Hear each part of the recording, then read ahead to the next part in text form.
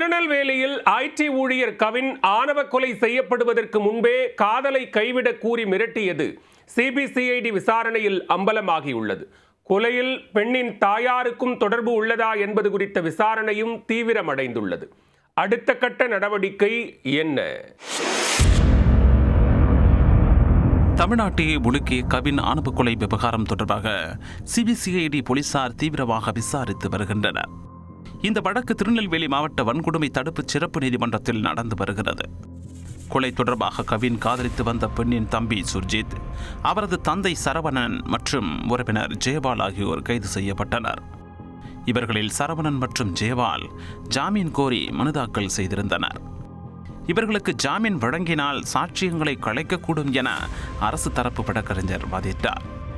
இதை அடுத்து ஜாமீன் மனுவை மாவட்ட வன்கொடுமை தடுப்பு சிறப்பு நீதிமன்றம் தள்ளுபடி செய்தது.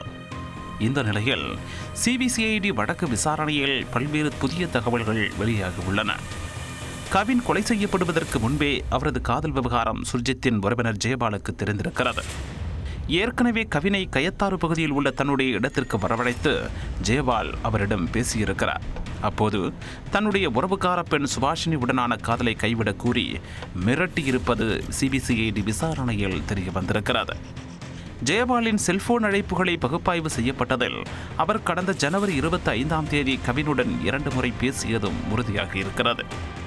மேலும் ஜூலை 27 கவின் கொலை செய்யப்பட்ட சம்பவத்திற்கு பின்பு சுஜித் தலைமறைவாகி சாட்சியங்களை அழிப்பதற்கும் ஜெயபால் உதவியிருக்கிறார். கவினை அழைத்து ஜெயபால் மிரட்டியது தொடர்பான அறிவியல் சான்றுகள் மற்றும் குற்றம் சாட்டப்பட்ட சுர்ஜித் அவரது தந்தை சரவணன் அளித்த வாக்குமூலம் நீதிமன்றத்தில் தாக்கல் செய்யப்பட்டுள்ளது. இந்த வழக்கில் இதுவரை 61 சாட்சியங்களிடம் விசாரணை நடத்தப்பட்டு அவர்களிடம் வாக்குமூலமும் பெறப்பட்டுள்ளது. கவின் கொலை வழக்கு தொடர்பான முதல் தகவல் அறிக்கையில் 3வது நபராக சுர்ஜித் தாயார் கிருஷ்ணகுமாரி சேர்க்கப்பட்டுள்ளார். எனவே இந்த வழக்கில் அவருக்கும் தொடர்பு உள்ளதா என்பது குறித்தும் தீவிர விசாரணை நடத்தப்பட்டு வருவதாக சிபிசிஐடி தரப்பில் நீதிமன்றத்தில் தெரிவிக்கப்பட்டுள்ளது.